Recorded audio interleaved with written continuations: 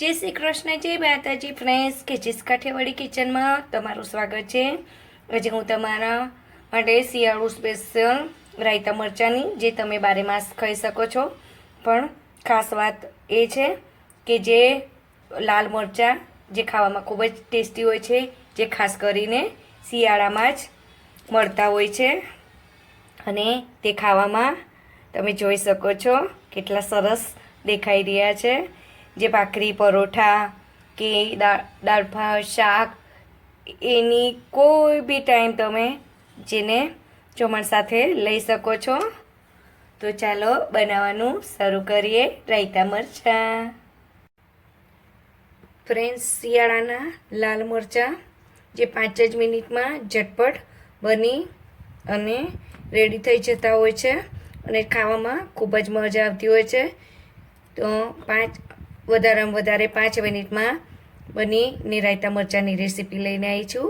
તેના માટે મેં 250 ગ્રામ ફ્રેશ લાલ એકદમ શિયાળાના અત્યારે બહુ સરસ આવતા હોય છે અને ડૉક્ટરો પણ કહેતા હોય છે કે જેટલી નેચરલી લાલ લીલી જે નેચરલી જે કલરમાં હોય તે આપણે સિઝન વાઇઝ ખાઈએ ને તો આપણને ગુણ કરતા હોય છે। તો આપણે અત્યારે શિયાળામાં લાલ મરચાં ખૂબ જ સરસ આવતા હોય છે, તો એના માટે મેં લાલ મરચાં લીધા છે। આને સારી રીતે ધોઈ અને કોરા કરી અને રેડી કરીને રાખેલા છે। તો હવે હું તમને એને કટ કરીને બતાવું।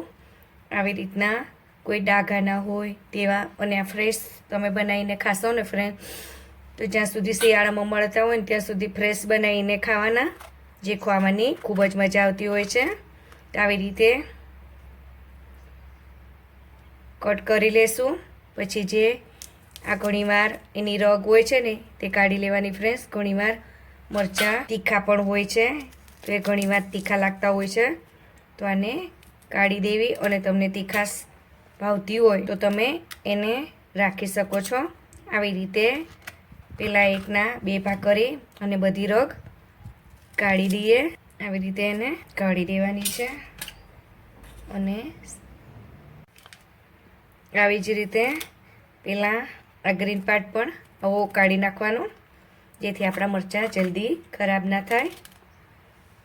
રગ આવી જ રીતે હું પહેલાં બધા મરચાંને રેડી કરી દઉં।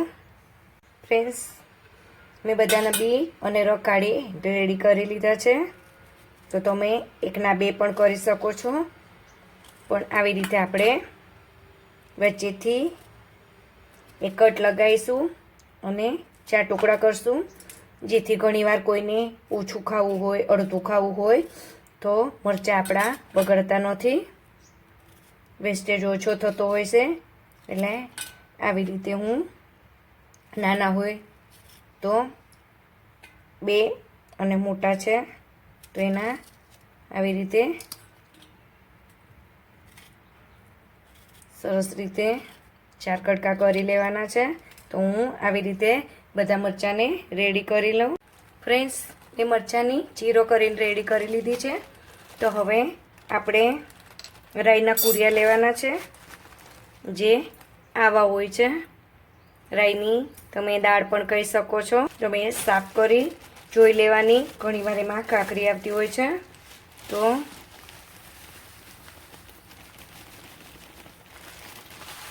મારા ઘરમાં હું પીસીને રેડી રાખતી હોય છે, એટલે જ્યારે બનાવવા હોય તો ફટાફટ 5 મિનિટમાં બની રેડી થઈ જતા હોય છે। તો આને એકવારથી પીસી લઈએ। તો ફ્રેન્ડ્સ, મેં આને પલ્સ મોડ પર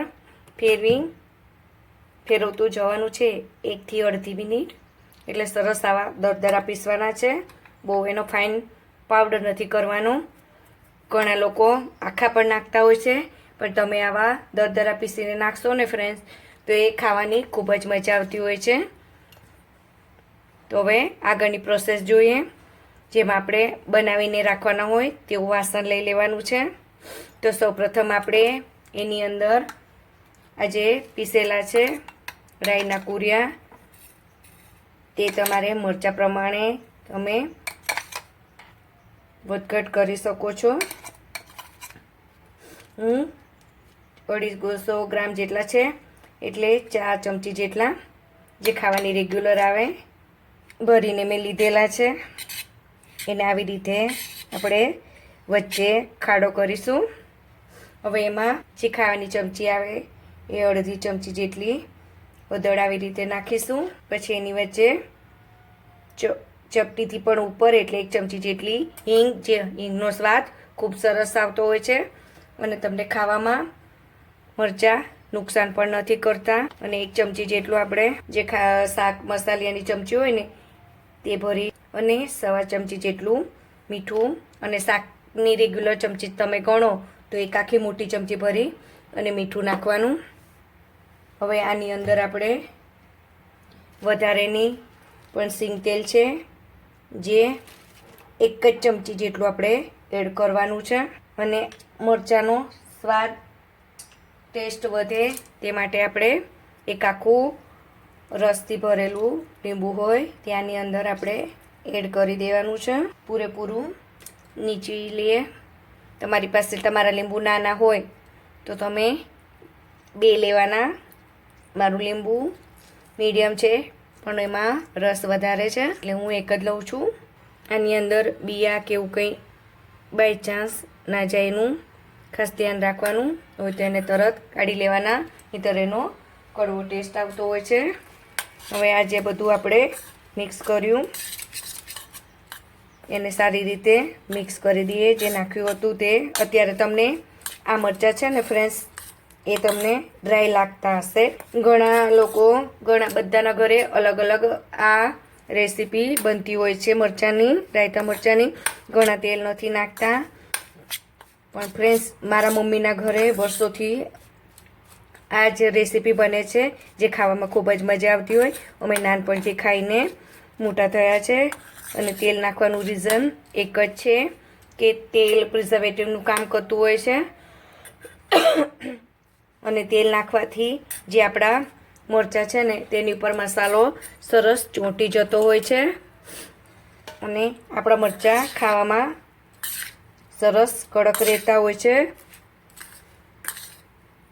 તમે વધારે તો આ રહેતા જ નથી, ખવાઈ જતા હોય છે, પણ તમે અઠવાડિયું 15 દિવસ કે 20 દિવસ પર આ મરચાં તમે રાખશો ને, તમારા મરચાં પડી રહેશે ને ફ્રેન્ડ્સ તો એટલા સરસ કડક ને કડક જ રહેતા હોય છે.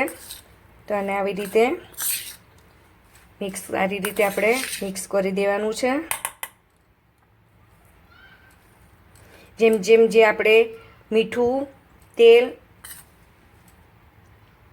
અને લીંબુ નાખ્યું છે ને તેની સાથે મીઠું ઓગળશે ને ફ્રેન્ડ્સ એટલે આ જે અત્યારે તમને ડ્રાય લાગે છે ને તે ડ્રાય નહીં લાગે. અને તમે અત્યારે જ જોઈ શકો છો ફ્રેન્ડ્સ કે જે આપણે તેલ નાખ્યું ને એનું રીઝન એક જ છે કે એના લીધે આપણે મીઠું ઓછું નાખીએ ને ફ્રેન્ડ્સ તો આપણા ઘરમાં અત્યારે દાદી નાની કે ઘરમાં કોકને કોઈને બીપીની કે એની પ્રોબ્લેમ હોય છે જે અથાણા નથી ખાઈ શકતા. તો મેં તેલ નાખશો ને તો પ્રિઝર્વેટિવનું કામ કરશે. એના લીધે તમે મીઠું ઓછું નાખશો ને ફ્રેન્ડ્સ તો પણ તમારા મરચાં બહુ જ સરસ અને ટેસ્ટી લાગતા હોય છે. તો આને આપણે સારી રીતે મિક્સ કરી દીધું છે. તો હવે આને ચમચીને પણ આમાં જ રહેવા દઈએ અને સરસ જે બાઉલ હોય તેને સરસ આ ઢાંકણ ઢકાઈને રહે એવી રીતે ઢાંકી અને આજનો દિવસ એટલે આજે આપણે ઇનકેસ તમે 10 વાગે બનાવ્યા છે તો કાલે સવારમાં બનાવ્યા તો કાલે સવાર સુધી એને આમાં જ રહેવા દેશું ઢાંકીને. અને ફ્રેન્ડ્સ એને તમારે 2-3 કલાકે એને હલાવતા રહેવાનું છે જેથી એ બધી બાજુ મસાલો ઇક્વલી ચોંટશે અને તમારા મરચાં ખાવામાં ખૂબ જ ટેસ્ટી લાગશે. તો ફ્રેન્ડ્સ બનીને 5 મિનિટમાં બનીને તૈયાર છે આપણા રાયતા મરચાં. ફ્રેન્ડ્સ તૈયાર છે આપણા રાયતા મરચાં.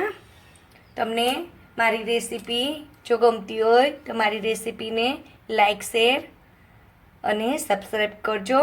અને તમે પણ ઘરે જરૂરથી બનાવજો રાયતા મરચાં જે ખાવામાં ખૂબ જ ટેસ્ટી લાગતા હોય છે. અને કમેન્ટ બોક્સમાં મને જરૂરથી કહેજો. અને આવી તમને દેશી કોઈ કાઠિયાવાડી રેસીપી કે કોઈ બી રેસીપી તમને જે ટ્રેડિશનલી હોય અને તમને ખાવાની બનાવવાની ઈચ્છા થતી હોય અને તમારે બનાવવી હોય તો મને કમેન્ટમાં જરૂરથી કહેજો.